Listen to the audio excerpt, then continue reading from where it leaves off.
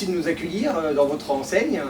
Alors, on vient ici vous voir parce que nous, on est très intrigués quand on voit votre enseigne. On voulait savoir un petit peu, depuis quand vous étiez là déjà, dans les Ardennes? Alors, dans les Ardennes, moi je me suis installé en 1980, Oui. avenue du Petit Bois, à côté du lycée Chanzy. Puis petit à petit, bon, moi j'ai toujours fait les marchés, les foires, les salons, ce qui était complémentaire à notre activité de quartier, puisque le samedi et le dimanche, du fait qu'on est dans un environnement plutôt administratif et scolaire, on a apporté un plus ailleurs. Alors on a commencé à Launois, sur Vence, qui était à cette époque-là, dans les années 80-85, c'était la grosse gloire des Ardennes, où il y avait tout un tas de salons. Et on a commencé à faire notre nid là, et puis la toile d'araignée, voilà. Et puis, en montant un jour au marché, je vois ce local-là qui était en plein travaux. Bon, ben, j'ai donné un coup de frein, à 7h30 le matin, je suis rentré voir les ouvriers, je dis qu'est-ce que vous allez inventer ici? Et puis j'ai dit tiens, on pourrait peut-être bien faire une petite boutique ici en centre-ville. Et je me suis aperçu aussi qu'il y avait beaucoup de biscuiteries que beaucoup de gens ne fabriquaient plus, ou très très peu. Et j'ai développé ce marché de niche sur une multitude de petites recettes. Alors vous voyez comme les gaufrettes que là on a commencé avec les petites gaufrettes d'éveillé qu'on faisait avant Noël, hein, où les mamies faisaient ça au moment avant la messe de minuit, puis finalement les gaufrettes on en fait quand même plusieurs milliers à l'année, et puis de choses en aiguille, bon obligatoirement les petits carolos se sont installés là, donc c'est quelque chose que j'ai déposé pour les petits carolos en miniature. Et ce qui fait que le succès a vite pris sur les petits carolos, ce qui fait à peu près quand même presque la moitié de la recette. Et puis c'est à ajouter ce que je faisais déjà, les rochers de noix de coco à l'ancienne qui marchent toujours toute l'année, les amandines qui sont des classiques mais indétrônables. Alors bien après j'ai fait des variantes, j'en fais à la groseille, au cassis, ou myrtille, et puis j'essaye de travailler soit avec des petits producteurs pour avoir les fruits.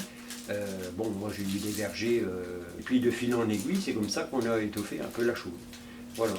Alors de ça, on a fait une multitude de petites biscuiteries, genre les croquets aux amandes, après là on a fait des petits rochers, j'ai beaucoup de meringues à tout parfum. Spécialité aussi, je crois bien, la tarte, vous faites la tarte au citron. Alors la tarte au citron, obligatoirement, je la fais plutôt quand il fait chaud. Une recette classique, pareil, j'ai appris dans le midi. Donc moi je les fabrique sur une pâte sablée 100% fabrication maison avec une crème à flan que je mets en fond et où je fais ma préparation au citron, c'est-à-dire à base de beurre, de sucre, de jus de citron que je fais chauffer sur le feu. À un moment donné ça va commencer à se gélifier, donc après je remplis le dessus, je repasse au four. Et après, vous avez votre tarte au citron qui est prête à napper, ou alors vous pouvez après recharger avec de la meringue ou quelque chose que vous pouvez apporter, une petite touche en plus de décoration. Voilà. Est-ce que vous avez un laboratoire pour travailler tout ça? Comment vous faites pour travailler tous vos Alors produits? j'ai gardé le laboratoire de l'avenue du Petit Bois, pour des raisons pratiques, puisque l'appartement est au-dessus de la boulangerie. En biscuiterie, on n'a pas besoin de gros matériel, c'est beaucoup un petit batteur, du froid, tout réfrigéré, bon, il y a beaucoup manuel, on fait beaucoup de choses du fait que je fais des petites recettes. Alors c'est une multitude de petites recettes par le fait. Donc tous les jours, ma femme me dit quand on aura un petit peu de temps, il faut refaire ci, il faut refaire ça. C'est ce qui fait que tous les jours, il y a toujours des recettes à remettre en route. Et on essaye d'avoir une conservation avec la vente qui ne va pas au-delà de 10 jours. Il faut rester aussi dans quelque chose de frais.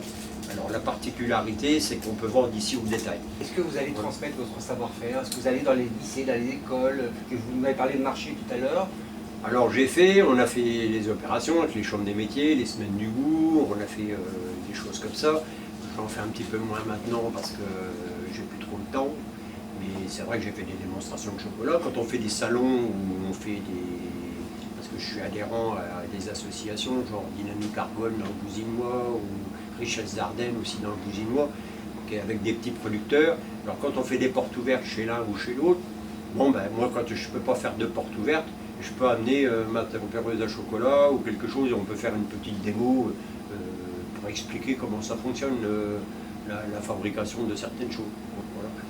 Bah, merci beaucoup. Vous Voilà. pouvez nous rappeler l'endroit où on est et puis votre nom, votre prénom. Vous allez vendez-vous un petit peu. Alors, faites la publicité un peu pour vous. Allez. voilà, donc monsieur et madame Chantal et Claude Fontaine. Donc nous sommes installés au 22 rue de Mantoue, c'est-à-dire un petit peu au-dessus de la place du Cal, en remontant vers le parking de Nevers. Donc voilà, nous sommes ouverts du lundi au samedi, tous les jours, de 9h à 12h30, 14h15, 19h.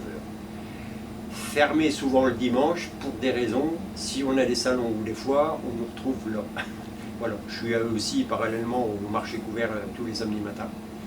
Voilà. Donc, Bah, merci Ben, je vous beaucoup. remercie Merci à vous de deux. l'entretien. D'avoir Merci reçu. beaucoup. Merci à vous. Merci beaucoup.